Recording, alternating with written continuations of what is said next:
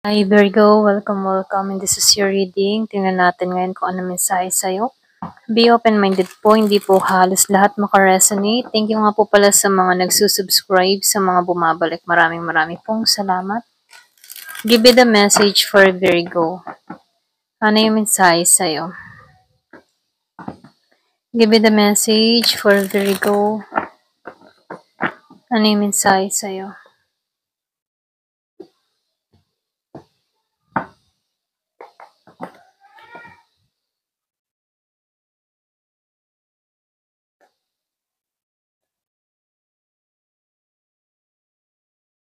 Nakikitaan ko dito, Virgo. Yung iba sa inyo, lahat ng mga pinaghirapan mo dito, meron ng magandang bunga. So, lumalabas din dito yung rebirth renewal sa'yo, okay? Meron ka na ditong natapos or pwede rin sabihin meron ka na ditong na-accomplish. Lumalabas din dito, no? Yung iba sa inyo very busy sa trabaho or pwede rin sabihin na may mga trabahong darating sa'yo, okay? Kumbaga, nakikitaan ko dito yung hectic. Hectic ang schedule mo, very busy. So, dito, no, nakikitaan ko dito na magiging magaan yung takbo ng pamumuhay mo. Lumalabas din dito na merong malaking pagbabago na parating sa'yo. Nakikitaan ko dito yung tuloy-tuloy na pagbabago, maayos na pag-usad.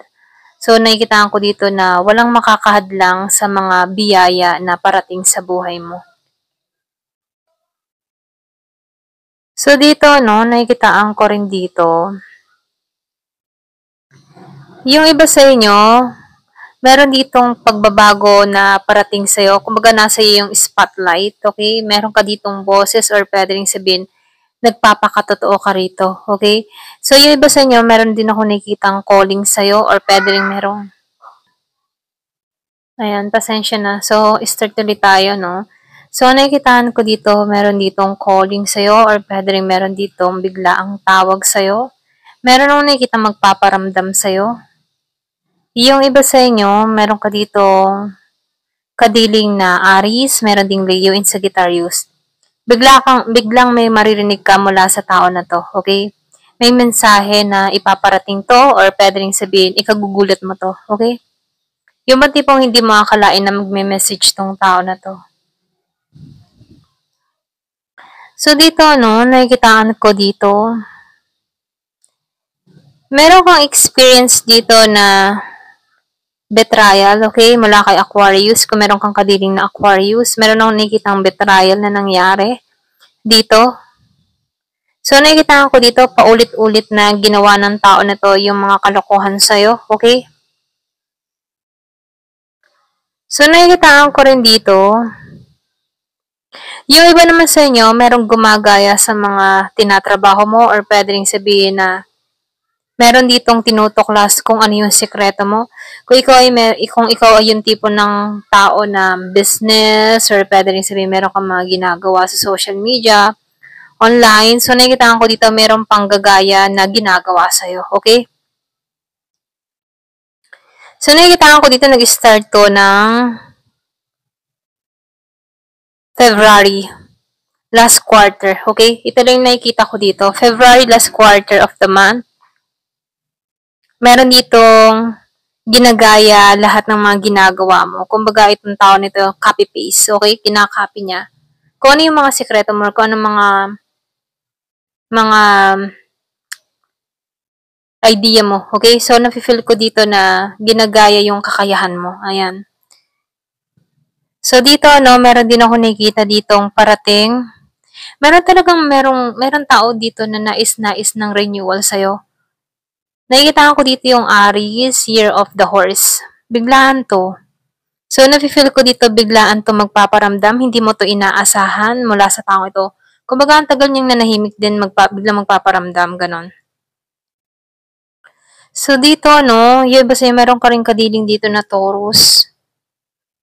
So, dito, no, handa na tong maging, yung matipong kung ito ay nagdamot sa'yo, hindi ka binibigyan ng oras, panahon, ano, itong tao nito, handa na tong magbigay sa'yo, handa na tong mag-effort sa'yo. So, nakikitaan ko dito, handa na to na maging balanse yung connection nyo, okay? So, lumalabas dito na pinagkaitan ka ng tao na to, okay? So, nakikita ko dito meron kang biglaang suporta na marireceive mula sa tao na to. Pwedeng pera or pwede rin merong tong regalong ipagkalob sa'yo, no? So, nakikita ko dito, biglaan to, hindi mo to inaasahan. Bigla tong magbibigay. Nakikita ko dito last quarter, meron dito magpaparamdam sa'yo. Ito lang yung nakikita ko, last quarter of the month. So, dito, meron ako nakikita ditong tao na urong-sulong sa'yo. So, nakikita ko, siya yung tipo ng tao na wishy-washy, hindi alam talaga kung ano yung gusto, okay? So, hindi mo maintindihan kung ano ba talagang nais ng tao na to sa'yo, okay? Malakas yung zodiac sign na fire sign, Aries, Leo, Sagittarius. Kung meron kang kadiling, so itong tao na to ay urong-sulong, hindi ba makapanindigan, hindi makapag-desisyon, okay? Kumbaga, itong tao na to ay okay, tapos mamaya hindi, ganyan. Pabigla-bigla ng desisyon, wala siyang natapos, ganun.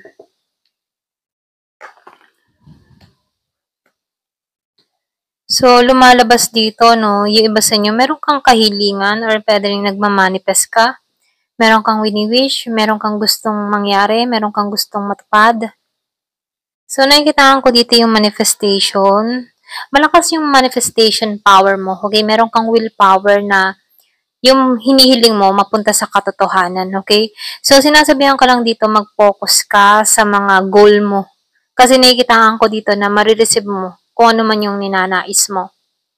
So, dito, lumalabas din dito na yung mga nangyari sa'yo, okay, na mga problema, temporary lamang to, okay? So, nakikitaan ko rin dito, magiging balance yung financial mo or magiging maayos na yung daloy ng kaperahan mo, okay? Meron ako nakikitang parating sa'yo. Yung iba sa inyo, nakikitaan ko dito, meron kang kadiling na Scorpio, Cancer, or Pisces. So, meron akong nakikita dito naguluhan, merong nawasak, or pwede rin sabihin, nagkaroon ka ng trust issue sa tao na to. So, dito, no, kung ikaw yung umalis dito sa tao na to, hindi to makarecover sa'yo. Hindi nito alam kung paano ka makalimutan. Okay? Ito rin nakikita ko kung ikaw yung umalis dito. So, lumalabas dito, hindi nito kayang makalimutan ka. Ayan. So, lumalabas din dito, feeling stress tong tao na to, hindi to makatulog.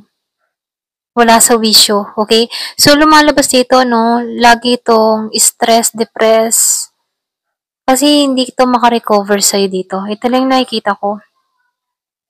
So, lumalabas din dito na matindi yung karanasan niya sa'yo kung bakit siya dito nahihirapan makatulog, sobrang stress, hindi niya alam kung paano ang gagawin dito. So, nakikita ko dito, no, madalas tong mapuyat or sabihin natin na madalas tong magising sa kalagitnaan ng gabi, no. So, nakikita ko dito, merong stress. Meron na stress sa'yo. Ito lang nakikita ko dito. Kung meron kang kadiling na Gemini, Aquarius, or Libra, no, yung iba sa inyo, nakikita ko dito, may stress tong dinadala. So, stress to dahil yung iba sa inyo, meron tumigil na magbigay ng sustento or pwede rin sabihin na meron na wala ng trabaho, okay? Kumbaga, hindi niya alam kung paano magsisimula muli, okay? Ito yung nagpapaka-stress sa kanya dito.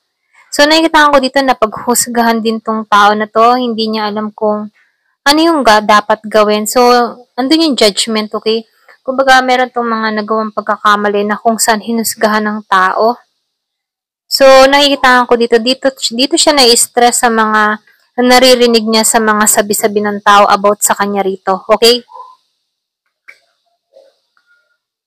So, yung iba naman sa inyo, nakikitaan ko dito, nangyari to nung nasa ibang bansa or pwede rin meron ditong patungo sa ibang bansa or meron ditong nagnanais sa mga ibang bansa. So, nakikita ko dito may involved na ibang bansa. Kaya lang, hindi ito naging matagumpay sa ibang bansa, okay? So, kung meron kang kadiling na Leo and Taurus, so, lumalabas dito, nakilala mo tong tao nito. Kung ikaw man yung nasa ibang bansa or meron kang nakausap online, na ibang bansa. Okay? Ito lang nakikita ko, no? So, yung iba sa inyo, magkaiba kayo ng lingwahe, magkaiba kayo ng kultura. So, lumalabas dito, meron kang kausap na foreigner na iba yung kanyang paniniwala sa paniniwala mo. Okay? So, dito, no, nahuhusgan ka ng tao dahil dito, or pwede rin sabihin, may panghuhusgan na nangyayari sa'yo. Okay? Ito lang yung nakikita ko dito, no, kung kanino mang energy to. Ayan, hanggang dito na lamang po. Thank you for watching. Love and peace.